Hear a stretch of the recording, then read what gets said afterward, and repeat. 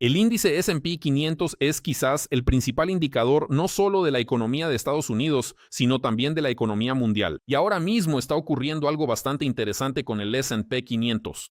Cuando digo interesante, no me refiero a lo bonito que está subiendo el mercado, sino más bien a lo contrario. ¿Gente de verdad entienden por qué cuerda floja están caminando ahora mismo?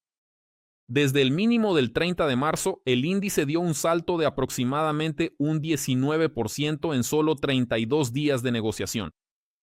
Eso suena bastante impresionante.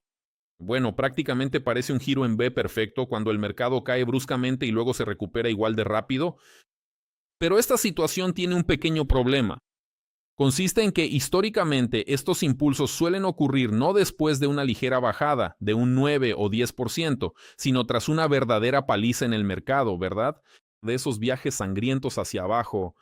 En 2009, el mercado creció a un ritmo similar después de una caída del 57%.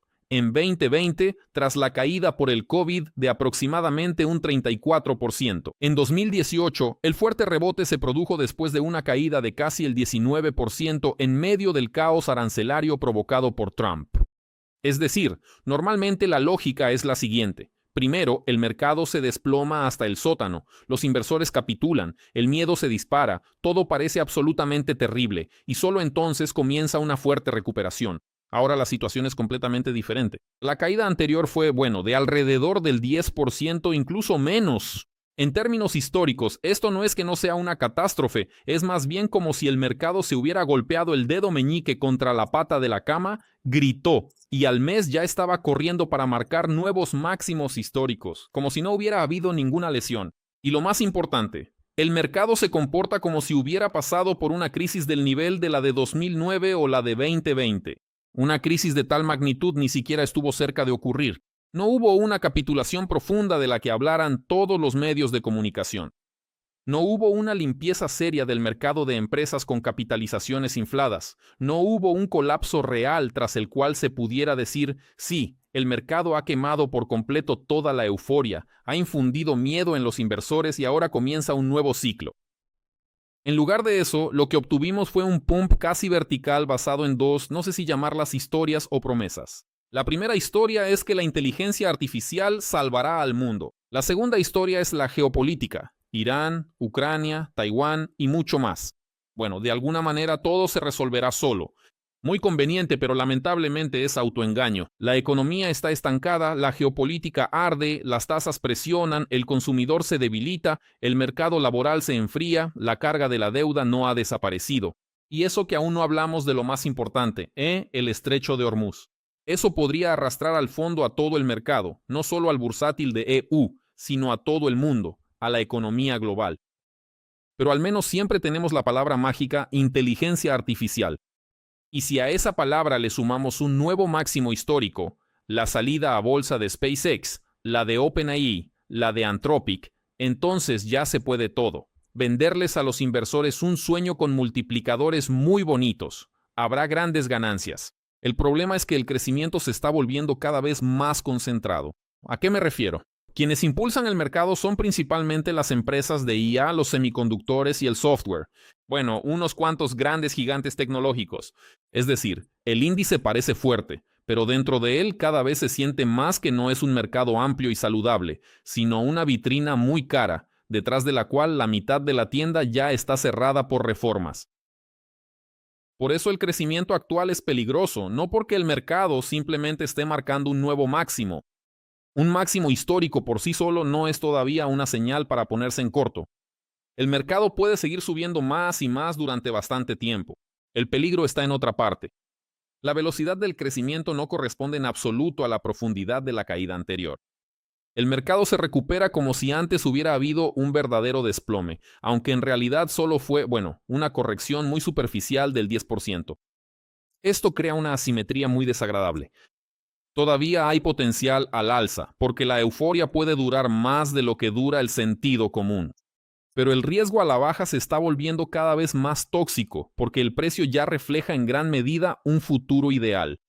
Pensemos en esto. Si el mercado ya ha previsto el escenario de recuperación posterior a la crisis, pero la crisis aún no ha terminado, ¿qué es exactamente lo que está comprando el mercado ahora? ¿Está comprando acciones en el punto más bajo? No. ¿Se trata de comprar el miedo de los inversores que ya no creen en nada? No, el mercado está comprando expectativas y la narrativa de que todo el mundo, toda la economía se transformará en IA, inteligencia artificial. Los inversores están comprando la creencia de que la IA compensará todo. Una macroeconomía débil, dinero caro, riesgos geopolíticos, la debilidad de ciertos sectores y el deterioro de la calidad del crecimiento. En resumen, la historia es tan antigua como el mundo, promesas de un desarrollo y crecimiento grandiosos, multiplicadas por la avaricia de los inversores. Le añadimos un poco de FOMO, decoramos el gráfico con un short squeeze y ¡voilà! Otro nuevo máximo histórico. Pero esto no es un movimiento por una autopista de varios carriles, donde crece toda la economía, muchos de sus sectores, sino un movimiento por una cuerda muy fina llamada IA. Para estos equilibristas, el final siempre es el mismo: caen al abismo. Este crecimiento se parece a una inyección de adrenalina directa al corazón, y es más probable que estemos presenciando no una recuperación, sino una especie de agonía terminal del mercado. Sí, suena duro, pero perfectamente podría ser así. Primero nos explican por qué esta vez todo será diferente, y luego todos se sorprenden de que haya salido igual que siempre. Veamos el gráfico. Aquí tenemos velas mensuales. He señalado las principales caídas importantes, comenzando con la crisis hipotecaria de 2007 a 2009. Presten atención, caímos un 57,4% hasta marzo de 2009, después de lo cual comenzó la recuperación. La crisis hipotecaria. Luego, la agencia de calificación Standard & Poor's, que de hecho conforma el índice S&P 500, anunció que la calificación crediticia de Estados Unidos, se rebajaba del máximo AAA a un escalón abajo, AA+. Y como resultado, el mercado cayó un 21,7%. Luego siguió el endurecimiento de la política crediticia de la Reserva Federal, es decir, el aumento de las tasas de interés. Esto fue en el año 2018. El mercado reaccionó con una caída del 20,5%. La siguiente caída muy seria, del 35%, es el conocido episodio del COVID, los confinamientos, el cierre de la economía mundial, una recuperación brusca gracias a las inyecciones de dinero de la Reserva Federal y luego otra caída, pero eso ya fue en el año 2022. Por un lado, alta inflación, aumento de las tasas de interés por parte de la Reserva Federal. Por otro lado, Rusia atacó a Ucrania. La crisis energética como consecuencia en todo el mundo, en Europa y más allá. Y la caída del mercado fue del 27,5%. Luego, otro crecimiento. Y aquí Donald Trump anuncia que impondrá guerras arancelarias contra todo el mundo. El mercado reaccionó con una caída del 17% si hablamos del índice S&P 500. Después de eso, el mercado sube, luego cae esos 10% o, más precisamente, 9,7 décimas. Esta es la situación en el estrecho de Hormuz, esta es la situación en torno a Israel, Irán, ¿verdad? Es decir, parecería una catástrofe global en la economía mundial. Pero no, después de esto el mercado se recupera bruscamente y observamos 2 meses de un crecimiento muy acelerado. ¿Qué vemos en el gráfico si eliminamos absolutamente todo? Vemos que el crecimiento continúa. Vemos que el indicador RSI está en la zona de sobrecalentamiento, pero sigue apuntando hacia arriba, lo que significa que no hay ninguna razón para abrir posiciones cortas. A continuación, veamos las velas semanales. ¿Qué vemos en el marco temporal semanal? Vemos que tuvimos una corrección bastante profunda. Sí, el RSI no entró en la zona de sobreventa, pero bajó por debajo del valor de 50 y después de eso hubo una recuperación brusca. De nuevo, velas totalmente verdes. Es decir, no hay ninguna razón para abrir posiciones cortas. El mercado sigue creciendo y puede permanecer irracional mucho más tiempo de lo que sugiere el sentido común. En consecuencia, aquí tampoco hay ninguna razón para abrir posiciones cortas. Y por último, vamos a mirar las velas diarias. ¿Qué vemos aquí? Aquí hemos ampliado el gráfico, aquí está nuestra recuperación. Vemos que el RSI sigue estando en la zona de sobrecompra, pero aquí ya se está formando una situación como esta. Miren, si unimos los máximos consecutivos, sin duda están subiendo. Ahora unimos el máximo correspondiente en el RSI. Estos parecen estar bajando, pero solo podremos considerar de calidad esta divergencia, que de hecho es una divergencia cuando veamos una envolvente bajista en las velas diarias. Pero esto no es muy fiable porque ahora les voy a mostrar un par de ejemplos. Miren, aquí tuvimos una envolvente bajista. Vamos a desactivar el imán, nos está estorbando. Y en realidad no tuvo ninguna continuación a la baja. Aquí también al parecer tuvimos una envolvente bajista, la corrección fue insignificante y el crecimiento continuó, pero con la formación de una divergencia. Por eso, para abrir posiciones cortas más fiables o para hablar de un giro del mercado que ya se haya producido con alta probabilidad, debemos fijarnos en las velas semanales. Y aquí, como pueden ver, no hay ninguna envolvente bajista. También debemos mirar las velas mensuales. Aquí seguimos viendo un crecimiento, por lo tanto, está totalmente prohibido comprar. Y ahora les voy a explicar por qué. El gráfico de futuros E-mini con mis indicadores ya se los he mostrado varias veces. Nos interesa el indicador más inferior. Fíjense, en las velas semanales es la línea roja. Cuando se encuentra en esta zona indica una sobreventa muy fuerte. Potencialmente desde este punto el mercado puede darse la vuelta hacia arriba o al menos no tiene muchas probabilidades de continuar un movimiento fuerte a la baja.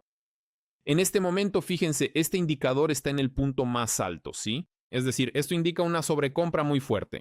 Esto indica que el mercado tiene poca probabilidad de continuar un fuerte crecimiento, pero según este indicador y el gráfico del precio del índice, hay una probabilidad bastante alta de que baje.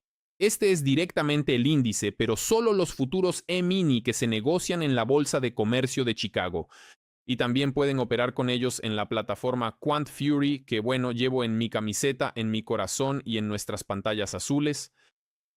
Presten atención, velas de 12 horas hay una sobrecompra muy fuerte. En las velas diarias por ahora no hay una sobrecompra fuerte, pero está cerca, es decir, podemos acercarnos a ese nivel. Y finalmente el panorama más interesante lo tenemos en el marco temporal mensual. Incluso lo voy a desplegar especialmente para ustedes. Miren, aquí están las velas mensuales del índice. ¿Qué vemos aquí? Vemos que los máximos anteriores en esta zona, sí, están por debajo de los que observamos ahora. Y si tomamos el valor del indicador de sobrecompra y sobreventa, observamos que sus puntos máximos, justo cuando los máximos del índice eran bastante más bajos, se mantenían todavía muy altos. Y ahora miren, este movimiento se está agotando. Esto es una divergencia clásica y típica a escala mensual, pero ya según mi indicador de sobrecompra-sobreventa. Y esto indica que tan pronto como veamos una envolvente mensual o una envolvente en las velas mensuales, con alta probabilidad iremos a cumplir al menos el objetivo de caída más cercano. Y esa es la zona de 5.800 puntos, 6.100 puntos. Sí, hablamos de este objetivo aún en marzo, cuando el índice estaba bajando, pero no llegamos a él, solo lo formamos en ese momento. Ahora el índice ha subido, pero es muy probable que vaya a esa zona. Y si de verdad quieren comprar algo, no lo hagan antes del nivel de 6.000 puntos. Y lo más probable es que visitemos también esta zona rosa, esta naranja y esta otra zona rosa. Es decir, lo más probable es que veamos el valor del índice en 4.000 puntos. Pero ahora mismo, definitivamente no vale la pena comprar. Con esto concluyo nuestro análisis. Solo les recuerdo que yo opero en la plataforma Quant Fury. Ustedes pueden unirse a esta plataforma. Aquí no pagan absolutamente ninguna comisión. Pueden operar tanto con instrumentos del mercado de valores, índices, acciones europeas y estadounidenses, como con criptomonedas, oro, petróleo, gas y muchos otros instrumentos financieros. Suscríbanse. Hasta luego.